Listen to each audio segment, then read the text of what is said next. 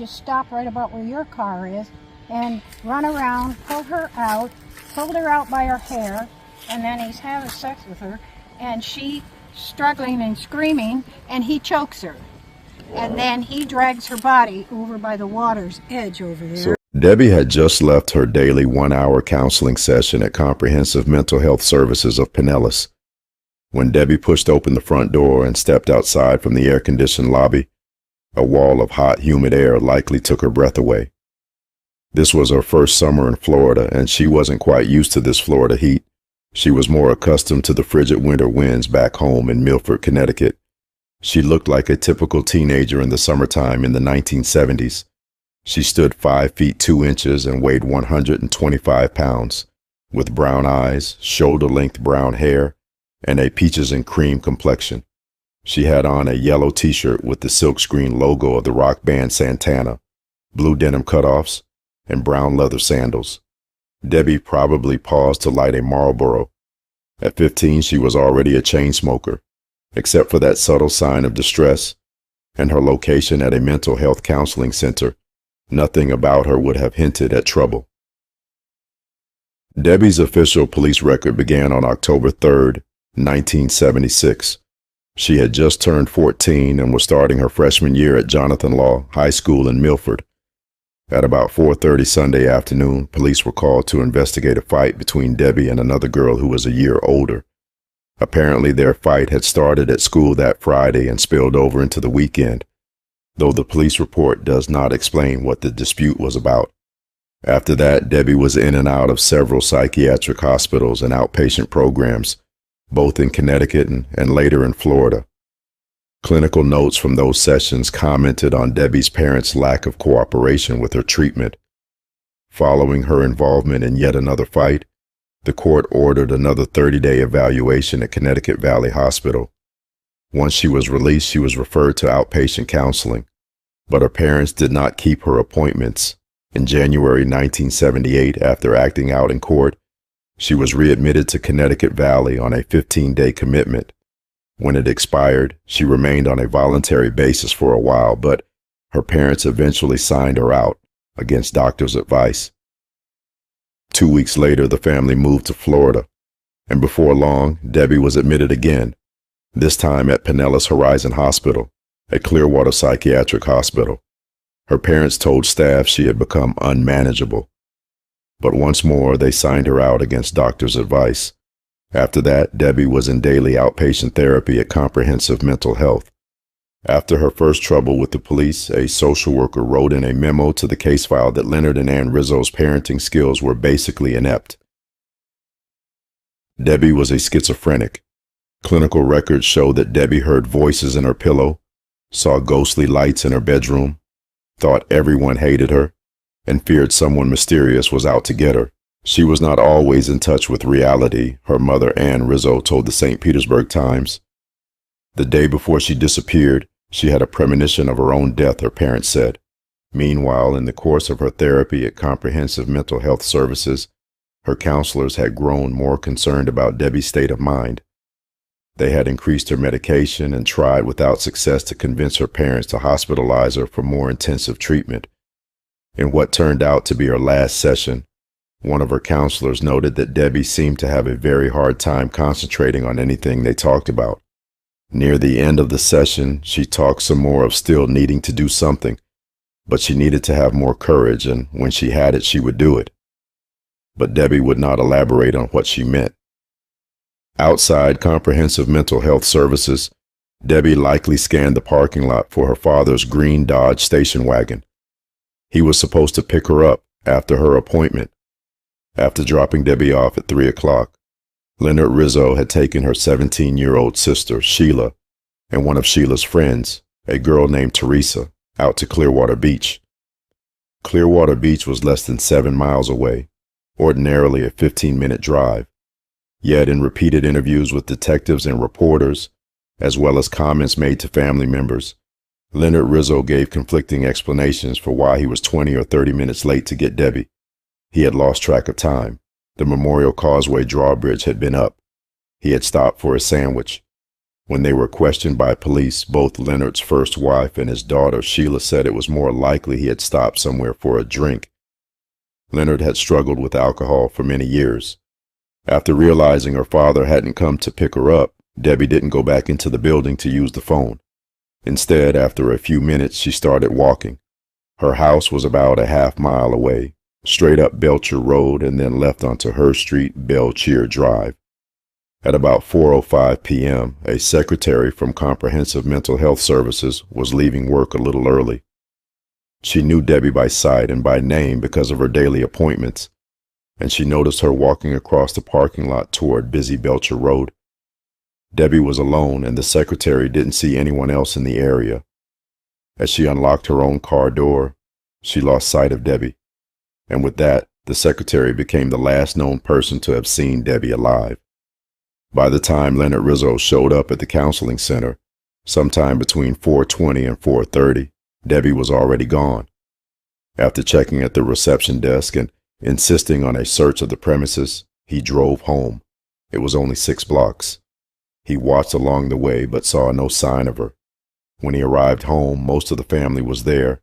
Leonard's second wife, Ann, 50, their eldest daughter, Jody, 19, Jody's husband, Chuck Finatary, 21, and Jody and Chuck's baby girl, Jessica. Sheila was still at the beach with her friend Teresa.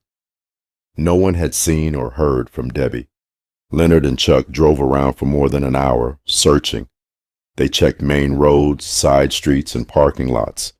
They went back to the counseling center twice more.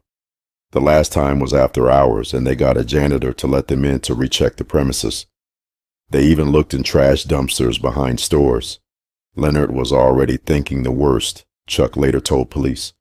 When her father didn't show up for her, Debbie's sister, Sheila, got a ride home from the beach with a friend. She joined the search on her bicycle, looking for Debbie in the neighborhood. Now 60, Sheila still remembers going to the dead end of Belcher Drive, where a dirt road leads into the woods, and calling her sister's name. By then it was twilight, and she said she was getting an eerie feeling, so she turned around and pedaled home. Shortly before 7 o'clock, Leonard called the Pinellas County Sheriff's Office to report Debbie missing. Despite her father's concerns about foul play and Debbie's mental health issues, the deputy treated the matter as a routine runaway. He obtained her physical description, wrote a brief missing person report, and made a check of the area. That took him less than 45 minutes. He didn't call for assistance to search the neighborhood or conduct any further investigation. When Debbie didn't show up by morning, Leonard called again. And when she still hadn't turned up after a few days, sheriff's detectives arranged to publicize her disappearance. Leonard and Ann Rizzo's plea for help in finding their missing daughter appeared in the August 3rd edition of the Times, on page 3 of the local section. But it was too late. The front page of the Sun reported, "Body found in woods, police suspect murder." At about 5:15 p.m. on Wednesday, August 2nd, 1978, a neighborhood resident known only as John and his 12-year-old son were walking in the wooded field behind their home when they found Debbie's remains. It was 9 days, almost to the hour, since she'd last been seen alive. The body was just off the dirt road leading into the woods from the dead end of Belcher Drive, where Sheila had experienced her eerie feeling the evening of Debbie's disappearance. Weeds covered the view from the road, but within a few feet it was visible. Today the area is well maintained, but in 1978 the Times described the property as overgrown with weeds and blackberry bushes, filled with trash, and troubled by teenagers gathering there. The Sun reported that local citizens had petitioned the city to clean up the area 3 weeks earlier. In fact, the letter had been drafted by John's 12-year-old son and another boy as part of a Boy Scouts project. The city had not yet responded to the letter at the time of Debbie's death. The rough conditions hampered the crime scene investigation. A detective's report noted that the area was so densely overgrown we could not search without the weeds and briar bushes being cut away. In the end, they found a pair of brown leather sandals, a Marlboro cigarette pack, and an abandoned Winn-Dixie shopping cart. They lifted a few fingerprints from the cart. After sifting through dirt in hopes of finding either a murder weapon or some clue as to the time and cause of death, Police came away empty-handed. The clothing and some other items were sent to the FBI laboratory to be examined for trace evidence, hairs, fibers, but the lab results were negative and the fingerprints were never matched to anyone. Meanwhile, the autopsy came up with little. By the time it was found, Debbie's body had been exposed to summer heat and humidity for more than a week. Daily high temperatures had averaged 90 degrees, with high humidity and drenching afternoon thunderstorms. Detectives began with some basic assumptions about the case: the close proximity of 3 key locations, the counseling center where Debbie had last been seen alive, the vacant land where her remains were found, and her home made it likely that whatever had happened to her had happened within that vicinity. Because the clothing on her body was the same as when she had last been seen alive, and because such advanced decomposition of her body would have taken considerable time, it seemed likely she had been killed the afternoon she disappeared. So detectives focused on that area and that time. They started at the beginning, contacting the staff and clients of comprehensive mental health services, but nothing indicated anyone's criminal involvement in what had happened to Debbie. They were all in their 4 o'clock appointments or otherwise accounted for during the time in question. The next step was to find out if anyone in the surrounding area had seen or heard something that day. Police were assisted by a half-dozen more detectives going door to door in the sweltering heat. Whenever they made contact, which was rarely as so many people were not at home, they asked the same questions. Did you notice anything unusual on Monday, July 24th? At any other time in the past 10 days or so? Have you ever seen the girl in this picture? Police also appealed to the public for assistance through the news media, asking anyone who had been in the area that afternoon to call police. All they got for their efforts were vague recollections of suspicious persons or cars seen sometime that summer, mistaken sightings of Debbie here and there, but nothing panned out. So detectives turned their attention to Debbie's household. There were indications that harsh Connecticut winters and dreams of golden years in the Florida sunshine, the factors the Rizzos gave to detectives for their move south, were not the only reasons the family had left Milford. It was getting rough in Milford, Ann Rizzo told the Times. One of the things that had gotten rough was Leonard Rizzo's drinking. Milford police had arrested him nearly a dozen times for public intoxication, drunk and disorderly, or drunk driving. By 1977, the year before their move, things got really bad. Both daughters talked about their father's drinking. He liked port wine, Sheila remembered. And apparently, Leonard Rizzo was quite a character around town. He would get drunk and wander around the neighborhood sporting a white skipper's cap and calling himself Captain Kruger, Sheila said. Other times he'd claim he was a secret agent. Sheila said she was embarrassed by his behavior. Other kids thought he was cool, but you only think he's cool because he's my dad. You wouldn't think he was cool if he was your dad. Jody attributed her father's alcoholism to trauma from his infantry service during World War II. She also said he had been receiving a disability for lung damage. Leonard was sporting his white Captain Kruger skipper's cap the day Debbie disappeared. During the canvass, detectives spoke to the janitor who had unlocked the door for Leonard and Chuck on their final check of comprehensive mental health services the day Debbie disappeared. The janitor didn't know their names, but remembered an elderly man wearing a white sea captain's cap.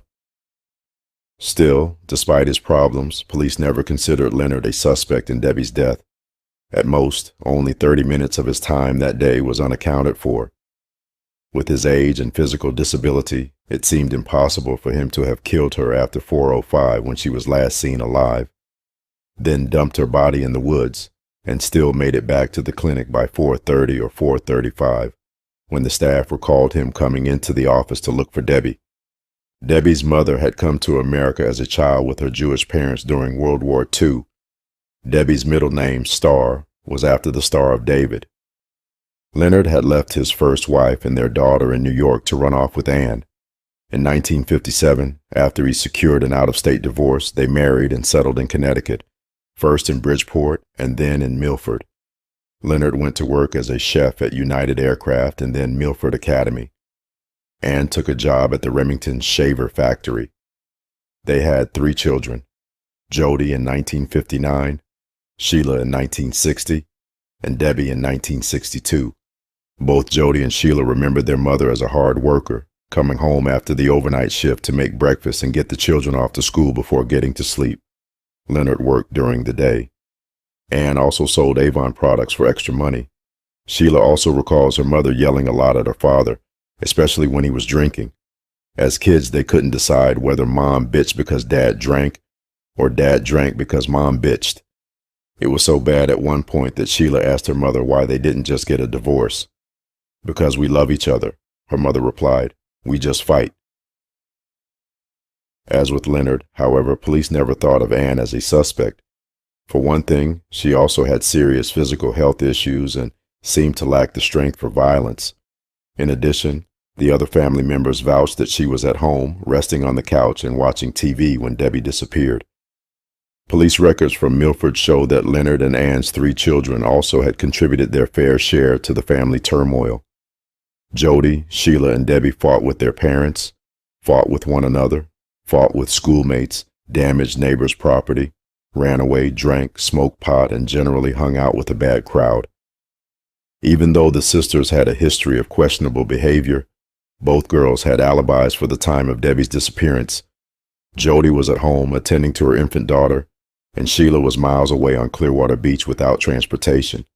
Chuck, Jody's husband, not only had a police record in Milford for assault, but he also had been arrested since moving to Florida with Jody and her family.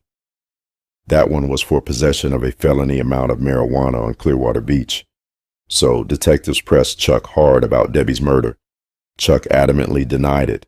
An old cassette tape of the interrogation contains his tearful protests. "I didn't do it. That's the honest to God's truth. From my own heart, I didn't do it. I didn't. I swear to God." In an interview, Jody described her late ex-husband as a piece of work. She said he was very controlling, had a bad temper, and had committed domestic violence against her more than once. She was afraid of him, she said, and tried to avoid conflict.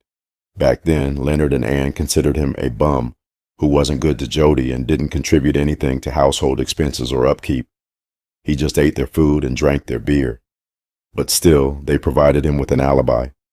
He was home the entire time of the afternoon Debbie is believed to have been killed, having slept late after working all night. He was still there when Leonard came home looking for Debbie less than an hour after her disappearance. In another taped interview, Leonard insisted Chuck was in the clear. He told police, "May God be my witness. I swear to my mother, I swear on the Bible, I would tell you. Not only would I tell you, I would break his head before you got there. Because if I thought for a minute he did it, you wouldn't even have to arrest him. You'd have to pick him up in pieces. That's the way I feel because I love my little girl." Chuck has been dead for a decade now, and both Jody and Sheila still maintain his innocence. The family's alibis forced detectives to look elsewhere for potential suspects. They began chasing down other leads to widen the net. Debbie's contacts with the outside world had been limited. However, it turned out some of Chuck's and Sheila's friends from work had visited the Rizzo house on occasion. A few of them had met Debbie there. One or two had even expressed interest in dating Debbie. Chuck and Sheila had discouraged them because of Debbie's mental condition. For one thing, Debbie wasn't allowed out of the house. For another, Sheila was embarrassed by Debbie's bizarre behavior. The detectives checked the friends out, dragging a few of them in for interrogation. They all appeared to be relatively harmless young potheads and small-time dealers. Their stories were sketchy on details of their whereabouts, activities, and associates, as might be expected given their lifestyles. But in the end, police could not connect any of them with Debbie's death. That same week, police heard about a young man who worked nights as a janitor at Plum Elementary School, also near where Debbie's remains had been found. According to police in the adjoining city of Largo, the young man had obtained the home phone numbers of female students, teachers, and staff from the office directory and made obscene phone calls to them. Largo's investigation was ongoing. At first, police thought the lead looked promising. Like Debbie, the young man had been a patient at Comprehensive Mental Health Services, but it turned out his first session had been after Debbie's disappearance, and police couldn't find anything else to indicate a connection. Then, on August 30th, another promising lead developed. A woman was jogging near the drawbridge on Memorial Causeway between downtown and Clearwater Beach, about 5 miles from where Debbie's body had been found, when a young man jumped out from behind a palm tree. He grabbed her from behind and held a knife to her throat. She screamed and struggled and was cut on the neck before the man finally fled. Based on her description, police recognized the suspect from a prior case, and the woman picked his mugshot from a photo lineup. When they tracked him down, the young man was mowing lawns in a subdivision not far from where Debbie's body had been found. So, after getting his confession to the knife attack, they questioned him about Debbie's murder. He denied any involvement and insisted he had been working several miles away that day. His employer corroborated his alibi. The young man also agreed to a polygraph test.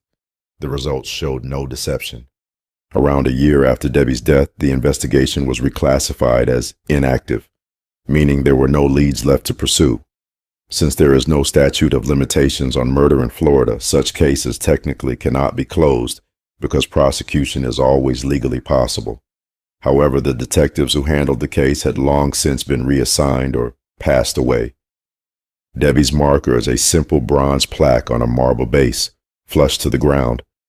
The inscription is also simple, just her full name and her dates: September 22nd, 1962, August 2nd, 1978. She would have turned 16 if she'd lived about 2 more months. The Star of David is in each upper corner. Her mother's grave is to the left, also bearing the Star of David in the corners. Ann Rizzo died of cancer in 1982, just 4 years after Debbie, at the age of 55. Leonard Rizzo's grave is to the right. It doesn't have the Star of David, but bears the additional inscription, U.S. Army World War II. Someone had planted one of the little American flags next to it. Leonard died at 69 in 1986. Sheila is equally possessive of Debbie's memory. She stated that when they were children, people often mistook her and Debbie for twins. She also recalled being very afraid after Debbie's murder, too afraid even to date anyone for years. Debbie's mother, meanwhile, never forgave herself for her part in the family's decision to move to Florida. In August 1978, Ann Rizzo told the Times, "Imagine to come here for happiness and to have this happen." As far as Sheila is concerned, Debbie's death pretty much killed her mother too. Back in May 1979, the Times also reported on her father's sense of guilt for not being on time to pick Debbie up that day. The worry had caused him a literal heart attack, he said. "I must know who killed my little girl," Leonard declared, offering a $1,000 reward for information, "and that person must be punished." But he would never know. He died on July 24, 1986, the 8th anniversary of his daughter's disappearance. Sheila said she prays every night that Debbie will come to her somehow and tell her what happened. Maybe if the case were solved, she thinks, her mother and father would rest in peace. Still, with every passing year, such an outcome becomes increasingly unlikely. The years have brought with them the passing of many people who were involved in the investigation, including the cops. Solving the murder is not impossible. Perhaps Debbie's killer is in prison somewhere, locked up for decades for some other vicious crime, even sitting on death row with no reason not to confess. It's also possible her killer is still at large, or her killer may have already said something to a family member or friend who might finally decide to come forward. Remember Sheila from the beginning of the video? Sheila lived on Belchier Road, just a few houses down from where Debbie lived. Debra had been taken to this Directions for Living. Okay. Now it's down just a little ways on your left, before even nursery, and it says Directions to Living. The psychiatrist there. The dad took the 2 sisters to Pier 60. Then he took her for an evaluation at this Directions for Living. Oh my God. And it really happened, because I don't know if you believe this kind of stuff, but it's all right if you don't. I'm able to contact, people that aren't alive. I believe we are all spiritual beings. And if if I believe I've had a past, well, I must believe I have a future too. Exactly. So anyways, I hear of the death, except because the sister, Sheila, Yes, ma'am. and my name's Sheila, has a garage sale. So I go up to there on a Saturday and say, Sheila, you know, do you know anything about that person that's killed across the street? Yeah. Okay. She said, yeah, that was my sister, and her name was Debra. Oh, And so you ran into Sheila. I ran into Sheila. Oh, okay. Because they were having a garage sale. So I went home that night. I sat on my bed and I just kind of thought a thought, you know. And I thought, are you the person that got killed, murdered? And I got this feeling bad that it was. Wow. So I said, what happened? She said that the dad had taken her other two sisters to Pier 60. They were goofing around. It was late to come back to the Directions for Living to pick her up. Yes, she ma'am. signed in, but she didn't sign out. And so he had offered to take her home because he evidently lived down this street, a little shack, but that got taken down recently. The facility shouldn't have let her leave without supervision. You know, the psych was taking her home. The psychiatrist was taking her home. So they were supposed to, or did they take her home? Well, he didn't, because he passed her house, went to the park. She didn't know her way around. She had to leave all her friends. She was very upset. So the dad dropped her off at that Directions for Living. Yes, ma'am. In the meantime, it was past 5 o'clock. They're closed up. She didn't have a ride home because the dad hadn't shown up yet. So they passed her house. So once they got on this road, Bell Cheer, he goes past the house, takes her down to the very end of the street, and he gets out of his car real fast, and she's kicking and stuff, and he's pulling her out by her hair. He lays her down, and then he's having sex with her right when he's going to have the orgasm, or what do you call it. Then she screams, and he chokes her. Now, I gave all this data to Sheila, and she said, oh, I wish I'd have known you before. God. You know it all. I've been so obsessed with this story, and you just gave me goosebumps. So right. That was my perception of it all. And you can't just tell, the police about it, because they're going to think I'm nuts. They're going to brush it off. They're going to brush it on. There's not one video on this. There's nothing. There's like maybe 2 articles about her, and you look on YouTube, there's thousands of videos of other crimes and other murders, but there's not one video on her. I say, I'm going to do her justice. I'm going to make that video for her, and wow, you just told me something that I don't think anyone has ever heard. That she hadn't checked out, that she got choked. Wow. And I knew, okay. So this is what I'm going to do. I'm trying to figure, I can just follow you in my car, right? Yeah, because I just at the end. And then I can park? Yeah. Okay. And you said her house is... It's a blue one. 2170. I think it's the one with that truck. Yeah, with the truck. I'm not going to stop. I know No, because they don't know anything about it. Yeah. They haven't been there for very long. I've been down there for since 2005. Right where she was found. Yeah, right across the street. Right across the street. Now, they didn't find her body for 10 days, Sheila told me. Yes. And the raccoons had eaten her skull and everything. But the only way they found her was there was a terrible smell in the park. I am so intrigued. I'm going to jump in mine, and I can park where you are, right? Yeah. Wow. So now we're going to follow her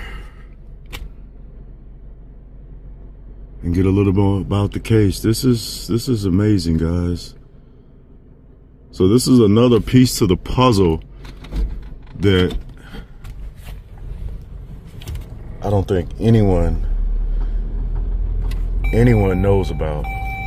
Put my seatbelt on. So this is the house. This is the house, guys. 2174. So you saw where we started from. So the guy that she's saying, one of the doctors from the comprehensive facility, mental health facility, passed Debbie's house, took her down here to this dead end. She's moving fast.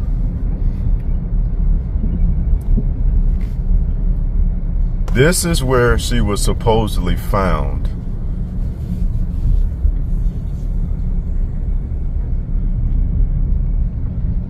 She was found across the street, this close to her home.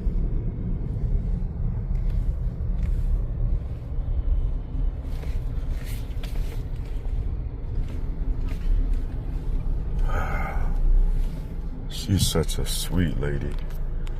All right, guys, let's get out.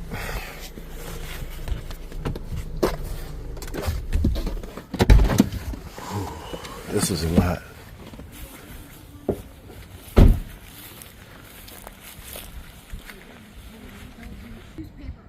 Yes, ma'am. And this was the area? Yeah, and she was found in right on your right-hand side. There's a creek that runs through there. Oh, you able? Stevens Creek. You'll see a blue sign there that says what it is. Oh, I'm gonna walk through. I'll be back. Thank you. Thank you. I'm gonna walk back here. Wow, this is so sad. Now our house is right down that street. This is where she was supposed to be found. This was an overgrown, all overgrown trees, bushes, weeds. This is where the kids used to hang out. Back here, Allen's Creek Park. So let's go back and see. Wow.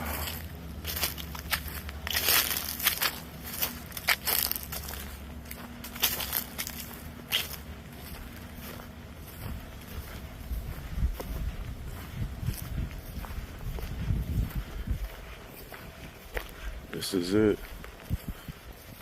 And then you can imagine how this area used to look. You see this area right here, how thick and overgrown it is.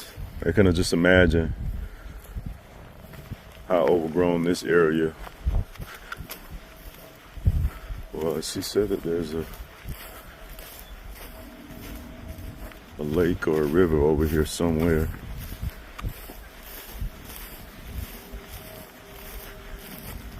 But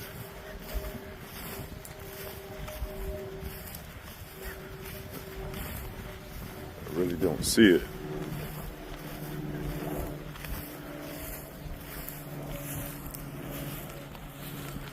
And you can see how pretty secluded it can be. I don't see the lake that she's talking about. Let's take a walk around. Wow, this is crazy. And I get what you're saying. You have this premonition, you have this vision that comes to you and you think it's so real. And you take it to the police and they think you're a joke. Wonder did they investigate it, which I'm pretty sure that they did. Well, I hope they would. You would think law enforcement, they would take it more seriously. So I got that. There was a little mother house behind the blue one here. These people bought it, and right before they bought it, it got knocked down. That's where the psychiatrist stayed. So that's why he could offer her a ride home. But and then pass her house. Yeah, and then pass her house, bring her down here, wow, and then jump out of the car, come around, giving me goosebumps. Open. I know, because I know this stuff. Wow. I'm a Scientologist. I don't know if you know it. We believe in past lives and stuff, and so we don't drink or take drugs. Or I've heard of Scientology actually started in Clearwater, right? No, it actually started in I think in Washington D.C. or something, but it's the fastest growing thing around. And so she's come to you. Well, I put my attention. I was in my house. My house is a green. Yeah. So I just beamed a thought, and this is interesting, to where Martin Plant is, like this, you know? Yep. Okay, and so it was like 1 o'clock in the morning. I opened up the curtains, and there was this light beam across here, like her energy leaving to go there. So I told her sister Sheila, I said, I don't know if you believe in this kind of stuff. I don't take drugs, I don't drink. And, I came across your sister, because I wanted to get her out of the area here because I was afraid to even go in my house because it was all this fear in this area. I know a lot of people were scared. Yeah, and she said, you know, I believe what you're saying, and I wish I'd have known you before. And I said, you know, I told her she could be a Scientologist and she could run through this. She said, oh, no, we're very Jewish. So I went out reality with her there. Yeah. But she liked everything I said. She said, I love everything you said. Out. Now all of a sudden there's families here. There were no children. So all of this was like overgrown. Did they have this fence here, or they just put up this? They just put this up. I couldn't imagine this being here. Yeah. So it was all overgrown, huh? Yeah, and the dad had a street light put up. Because her father, first of all, they were started thinking her dad killed her when he couldn't have. He was going to pick up the girl. Yeah, that was a theory. The city put a street light up because it was so dark back here. And the dad... so all you'd have to do is just come down this road. Yeah. This roadway has always been here, huh? Yes, but the fence hasn't. The fence hasn't. Well, the wood, I think, was. The wood may have been there over time. So he could just stop right about where your car is and run around, pull her out by her hair, and then he's having sex with her, and she struggling and screaming, and he chokes her. And then he drags her body over by the water's edge over there. So I didn't see any water. I'm gonna take a look back. I don't want you to go with me. Okay. I'm gonna come back out. Okay. I'll be right back out, dear. There's a whole creek behind there. Yeah, go behind. But it was a circle, well, a semicircle. Well, make a right. Goes all the way down to Lakeview. It wasn't that far down, though. No, you don't think? It had to be somewhere in here. I don't know exactly where it was. I just felt her near my driveway here when I was talking to her, you know, finding out the story. But I got everything right because her sister told me. You think? Well, I don't know. She told me he drove here, parked, pulled her out by her hair. And you see, this wasn't as open and everything. So yeah, looked like they taken down trees and. Yeah, you couldn't have been walking through here. Oh, okay. It's too grown up. So this is pretty much where it would end, right up in here, because you couldn't really get in here. You could get in here, but it was overgrown. But I just don't understand how. I don't know. It makes sense. Yeah, a car. That he would offer her a ride. It's evening time. The dad hasn't picked her up. There's no cameras anywhere. He lives near here. Yeah, he lives in a little back house there. Right in that blue house there. Yeah, behind the blue house.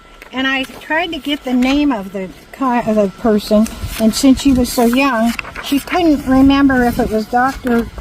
Robinson or Dr. Gilbertson. But I checked for any doctors with that name, and there's tons of them with that name. So I just felt like I helped get her out of here. I didn't feel the fear anymore. Do you believe in psychics? Premonitions? Do you believe there are people who can speak to the dead? Anyone with information regarding this case is encouraged to contact the Clearwater Police Department at 727-562-4080. Thanks for watching. If you enjoyed this video, don't forget to hit the like and subscribe button. Until next time, peace and blessings.